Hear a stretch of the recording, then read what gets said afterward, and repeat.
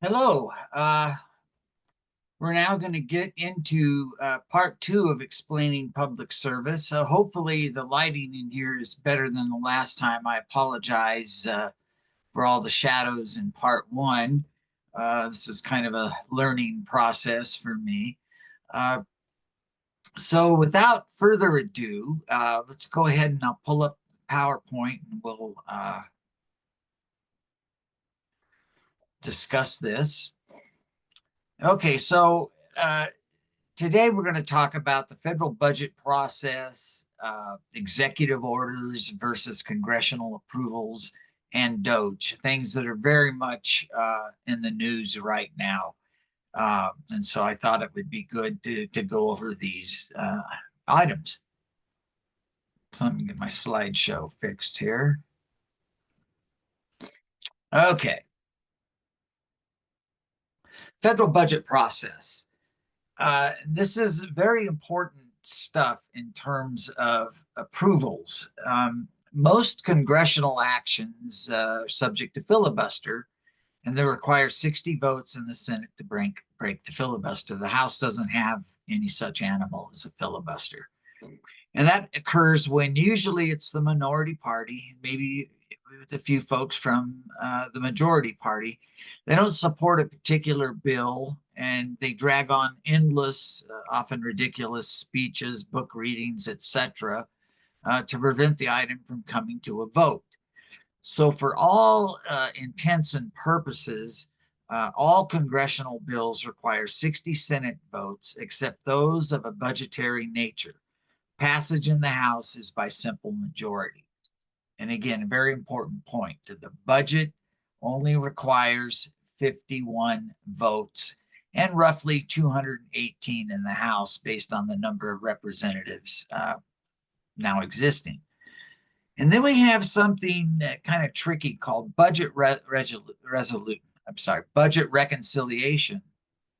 And that also only requires simple majorities in both houses. Budget reconciliation is necessary for budget amendments occurring after passage of the annual budget because things come up. They don't work out quite the way that the legislators envisioned or the president envisioned. It also can occur in a period as of now where you have a new president working under the old president's budget. The federal budget runs on a fiscal year from October 1st to September 30th. So the budget that Trump is now working with was actually Biden's budget. And we're going to talk a little more about this when we get to DOGE. So major policy revisions, federal department eliminations, entitlement cuts, etc., become very tricky and complicated because some of these are codified via separate actions from budget passage and are not always subject to the simple majority vote requirements. And right here, we have a good example relative to federal employees. Biden, in a last minute signing, signed an MOU between, the executive branch and federal employee unions. Didn't go through the House and Senate budget reconciliation process. He just signed it. And because it was by executive action, in theory, Trump could undo it by executive action. But again, these things get very, very tricky. If that MOU was approved by Congress, okay, then it would have to go through Congress through the budget reconciliation process. And quite often, each party in the Senate often tries to sneak, well, it's usually the majority party, tries to sneak policy revisions through under the auspices of budget reconciliation because it only requires 51 votes. And to prevent things slipping through under budget reconciliation that aren't really qualified to be subject to budget reconciliation, the Senate also has an internal watchdog with a great deal of power. And this position is known as the parliamentarian. And an important role of the parliamentarian is to decide what can and cannot be done under the Senate's budget reconciliation process under the provisions of the Byrd Rule. And these rulings are important because they allow certain bills to be approved by a simple majority instead of the 60 votes needed to end debate and overcome a filibuster. The parliamentarian is Elizabeth McDonough, and she's held that position since 2012. During the Biden administration, when he had a majority Senate, there were various attempts to sneak things through on budget reconciliation, a wide variety of laws, rules, what have you. And the parliamentarian called them on it, and they weren't able to get through. Budget ratios, not much room for revisions. And this is such a critical point that, you know, not only does Congress and the executive branch need to come to grips with this, so do the voters in the United States, because this is really critical. And the numbers are what the numbers are. Roughly 70% of the federal budget is fixed by mandated non-discretionary spending, like Social Security, Medicare, Medicaid, welfare types of items, and veterans benefits.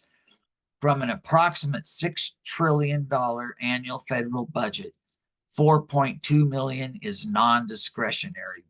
Only 1.8 million discretionary. 1.8 billion. I'm sorry, discretionary. That's a typo. Let me fix that right now.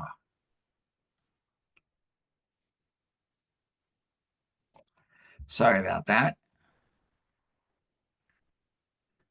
8 trillion. I'm sorry.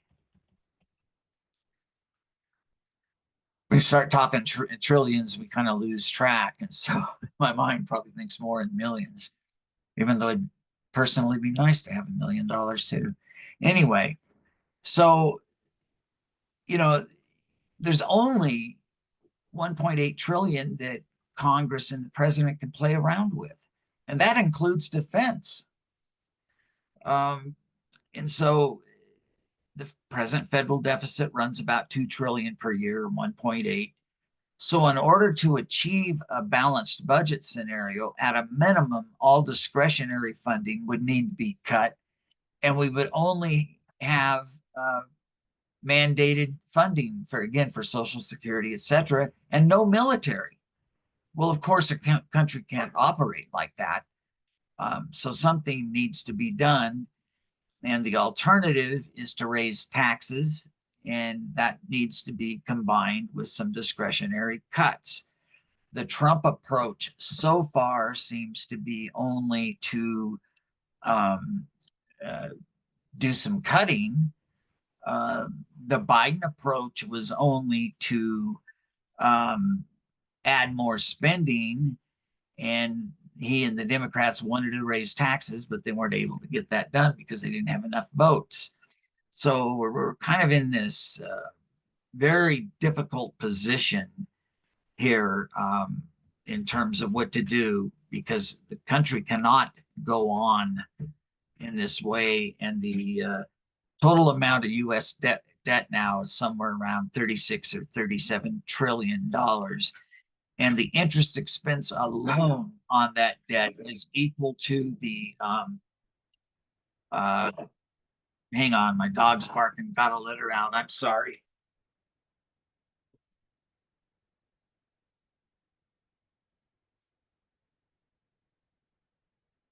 The joys of working from home. Anyway,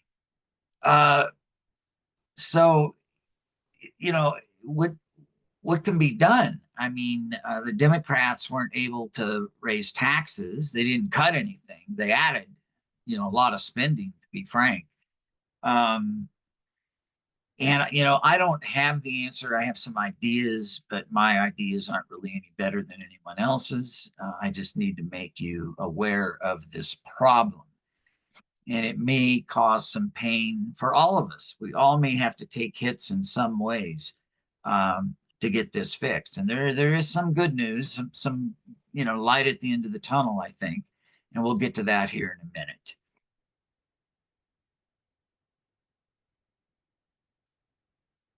Okay, executive orders. Okay, hang on. Okay, so to begin, executive orders, or EOs, cannot override existing congressional legislation. Okay. And in the converse, congressional legislation can override EOs. And EOs tend to prove to be very disruptive in recent years regarding public policy and the impacts on U.S. residents and global recipients of various types of aid. The present controversy with the U.S. Aid Office is an example of that. Although it wasn't really an EO that enacted U.S. aid, and it was congressional legislation. And so Democrats are very upset because they're saying that, well, Trump just can't unilaterally eliminate the Office of U.S. Aid, and he's not doing that. He's freezing funds or cutting funds in certain areas. Now, some of the areas are controversial. And there apparently is some evidence to suggest that money that was spent on certain things was not the intent of Congress, because staff in the U.S. Aid Office apparently had some wide discretion when it came to certain areas. So, using that as an example, there are recipients of foreign aid from the United States who have counted on that under the Biden administration, who now cannot count on that. And so we have this kind of up and down cycle. The same thing with environmental issues. Let's see, let's go back to, I guess, the Bush era, starting in 1992. No, 2002, I'm sorry. No, 2001. I got my years off. Sorry. So Bush comes along. He's pro-oil. He's from an oil family, Texas, etc. And we had a pretty robust drilling mechanism going on under the Bush administration. Bush wasn't terribly concerned about environmental matters, especially any related to oil. Then Obama comes along and issues a whole slew of executive orders that stop drilling, stop pipelines, things of that nature. So that becomes disruptive to the oil industry and consumers to a certain extent. And then Trump gets elected in 2016, and he wipes out all of the Obama EOs that stymied oil production. And then, lo and behold, Biden gets elected in 2020. He comes along and wipes out every Trump executive order, especially those related to oil drilling. Trump gets elected again, and it's drill, baby, drill. The point is it's unstable policy when we have EOs of a significant magnitude. I already talked about this, so we'll just kind of move on. So again, we get the concept of inconsistency and disruption. So here's an outline of how EOs work. I took this from Texas Christian University. I'm not going to go through all of these, but one important thing to note down here is very often executive orders are proposed by federal agencies and submitted to the president for consideration. And on the other, on other occasions, the president and his staff will identify, draft, and issue an executive order without agency input. I suspect in the Obama administration and the Biden administration that the EPA and the Department of Fish and Wildlife and so forth all were very instrumental in the executive orders those presidents issued. On the flip side, the sort of reformed U.S. Department of Energy, I'm sure, is having input to Trump and any more, let's just say, pro-energy policies that may come out as far as having diversified energy, including more oil drilling. So I'm not going to, again, read all of these. This is for your purview to kind of go through at your own time. I think I've hit the high points. And again, not only can executive orders override existing legislation, they cannot override constitutional rights or federal laws. And lawsuits may be filed, and they are filed by those who have standing. They are directly affected to challenge executive orders. And federal judges can temporarily block these orders to allow parties to review the legality of the orders. And that's going on now, as you probably all know, with challenges to various things that Trump is doing. And ultimately, a court may overturn an executive order if it lacks support or is contrary to the Constitution. Executive orders do not override federal laws, but Congress can incorporate executive orders into new legislation. Okay, just kind of moving on. And the use of these executive orders will likely continue. Trump has utilized them at a higher rate than each of his last 7 predecessors, but Jimmy Carter issued more. He signed a total of 320 in his single term. And like Trump, Jimmy Carter, a Democrat, he ran afoul of the Washington, D.C. establishment. They didn't like a lot of things that he did. And as a result, they made it very difficult for him to get desired legislation through. President Carter brought in a lot of cronies from Georgia to work in the White House, and they weren't embedded in the, I'm just going to use the pejorative term, deep state, if you will, the Washington establishment. They gave him a bad time, just like they do Trump. So point is when a president gets very aggressive with EOs that impact the status quo, I think would be a good way to put it, they're given a very bad time, and it's hard to get things done. So, we recognize the disruption and even confusion that EOs create. So what's the solution? And the solution is really legislation. Since so many of the EOs revolve around back and forth environmental policies, why not legislate a comprehensive energy policy for the U.S. to follow, including areas that oil leases will be issued, how you get an oil lease, areas surrounding pipelines, some continued legislation regarding green energy and electric vehicles and charging stations.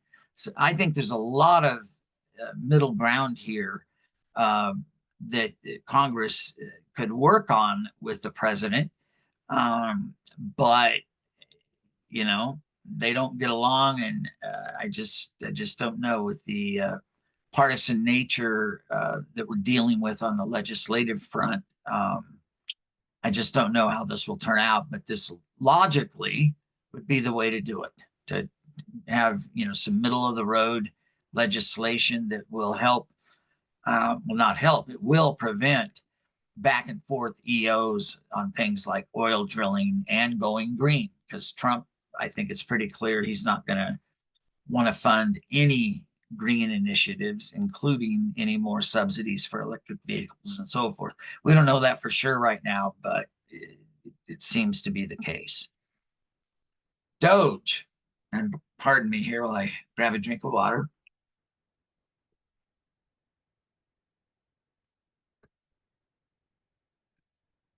Do an adjustment here. Okay, DOGE. So the Department of Government Efficiency is an ancillary support mechanism to President Donald Trump. U.S. presidents are allowed to have their own staff with top key and sensitive positions subject to Senate majority approval, but not all positions. Usually, some advisors like Peter Navarro in Trump's first presidency do not require Senate approval. I can't remember if Navarro did or not, but he wasn't in a real high-level position per se. And it appears that Trump is using Elon Musk in an advisory capacity. And presidents, by the way, can have family members as part of their administration as well. The nepotism rules don't really apply there. There's been some notable examples of that over the years, and probably the most notable would have been way back when John F. Kennedy was president, and he had his brother Bobby Kennedy as Attorney General, whose son now, RFK Jr., is head of HHS, under the Trump administration. Technically and legally, DOGE is an advisory function and is not a federal department sanctioned and approved by Congress, despite its department designation by Trump. DOGE, a very important point, despite what you're hearing on the news, there's so much misinformation out there. DOGE cannot cut spending or eliminate departments or divisions of such. It can only make related recommendations to President Trump. So when you hear that DOGE froze funding or DOGE cut X amount of positions, no, Trump did that. They recommended to Trump that he should do that. And he is, in some instances, again, subject to court cases.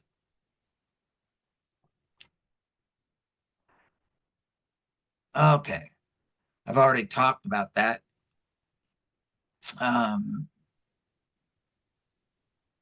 So just some concluding issues and thoughts.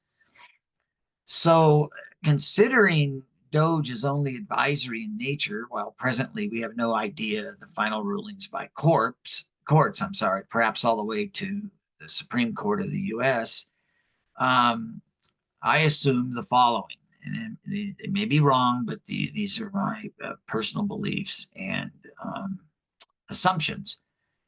So DOGE is going to survive if it is restricted to advisory in nature.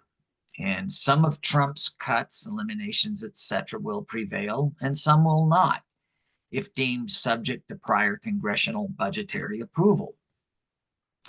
It's likely that Congress approved broad budgetary categories under a 51% Democrat Senate, like for U.S. aid, encouraging transsexual and LGBTQ initiatives in foreign developing countries, but did not intend or authorize items such as millions for LGBTQ plays, etc. Those may have been and likely were subject to the discretion of U.S. aid staff, and thus the controversy. And Trump also serves as the country's chief personnel officer. And so if his office observes things being spent on line items that seem to be contrary to what Congress intended or Congress would have approved, my belief is he has a right to freeze those. Cut them, well, maybe not, but at a minimum, he can hold up funding. He can hold up funding to grants and things like that. But again, there's a lot of miscategorization going on in the news, whether you watch Fox, CNN, MSNBC, or whatever. Technically, Trump, again, DOGE can't really do anything. They can make recommendations to Trump, and Trump cannot make budget cuts in areas that have been already approved by Congress. He can freeze funds, however, if there's an appearance of misallocation or fraud for that matter. Now, I have to also throw in my 10 cents on DOGE. I think when you look at the budget deficit that we're facing of 1.7 trillion per year, it has to be rectified. There's no getting around that. It has to be rectified. And anecdotally, catching news bits and pieces, I've heard that DOGE has already identified 55 billion in areas that need to be cut. There's other information out there. I can't remember who it came from, but it was on one news program. And I personally believe this, and I think many of you can relate to it. The amount of fraud in COVID spending is estimated at $1 trillion. $1 trillion. There's so much waste and abuse, and it has to be tackled. Trump and Republicans may have to cave a little bit on raising revenue. Trump seems to think tariffs are going to do it. And there's a lot of controversy on that among economists as to whether or not they'll work. I guess we're going to wait and see. But again, you know, the U.S. just cannot survive like this.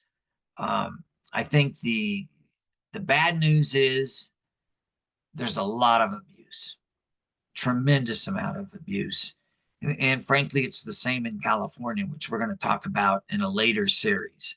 I think California is probably even worse than the federal government. And I have evidence of that, strong evidence.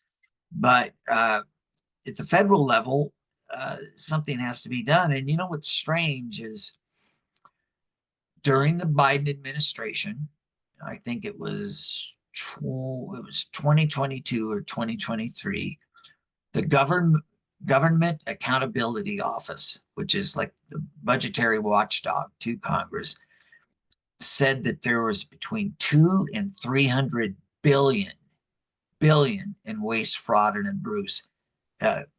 abuse, and Congress did nothing. Biden did nothing. So it was identified by a federal agency, the Federal Watchdog Agency. And so my personal feelings about DOGE is that to have an independent, auditing function really is what it is. And the auditing isn't high level stuff. I mean, I was an auditor for 8.5 years, and I guarantee you that, either myself or people I knew, the auditors could easily do this. And certainly the Government Accountability Office can, employees in the Office of Management and Budget can. It's just reviewing expenditures. It's like, on a personal level, us going through our checkbooks. There's nothing magic about it. And my personal opinion is that the idea of this sort of ad hoc advisory group is very good, but it shouldn't have been done with Elon Musk and Vivek Ramaswamy because they're, high profile targets, if you will. And it raises issues of conflicts of interest. Trump should have just used folks, again, from the GAO, appoint some maybe other folks within his staff to look at this. There'd still be controversy because those individuals would still find all of the graft, if you will, but it probably wouldn't be at the level that it is now. Now, again, the bad news is there's a lot of garbage that's gone on with our taxpayers' money over the years, and it's only got worse. The good news is there is room to make cuts as this stuff is identified, a lot of room. And I believe that this is something that's been needed for, a good 40 years at least, maybe 50. And we're going to see some actions out of this. And again, we're going to have to just wait and see what the final outcomes will be. This is going to be an ongoing issue, but hopefully the information presented herein helps you kind of understand the background of what some of the issues are. And, I concluded a little early. So the big question is how much authority that Trump or any president has in enforcing budget cuts or freezes if, in his or her capacity as CEO and chief personnel officer, obvious fraud or misallocation of funds has occurred. My personal belief is that freezes are a much safer route to go, with cases to be made before the Senate for actual budget cuts, eliminations or approvals. After all, you only need a simple majority. And Trump has that now in Republican Senate, okay? And one last issue, and a really important one, not highlighted at all by the media, using U.S. aid as an example, who are the end recipients of the funds? Okay. So identifying waste, fraud, and abuse is one thing, but where does the money really wind up? And if you would watch a film that I suggested in episode 1 called Poverty Inc., that deals with NGOs, but it is so eye-opening. Consultants make a lot of money off of foreign aid. Other government heads make a lot of money off foreign aid because oftentimes the aid is distributed to the executive branch of, let's say, Egypt or Jordan. Well, what do they do with that money? Does it really wind up into the hands of the people that need it? Is the aid effective? And there's a lot of resentment in other countries, especially in the Middle East, among the poor there, that they view the U.S. and its aid generation as really just buying loyalty from their government heads who they may or may not like. And this is highly corrupt. I could guarantee you, and I don't remember the exact number, but let's say that, $10 million went to a country in Africa for, education regarding trans people, LGBTQ, etc., alternative lifestyles or issues. Let's say 10 million went there. I can guarantee that well-connected consultants to the establishment in DC were the end recipients of that. And they developed some kind of training programs, probably well-connected people within the country. People who knew these consultants were the ones that actually got to do some of the training. How much training was actually done for the 10 million? I would suggest very, very little. It's kind of like the example I've used before, and I still present this challenge.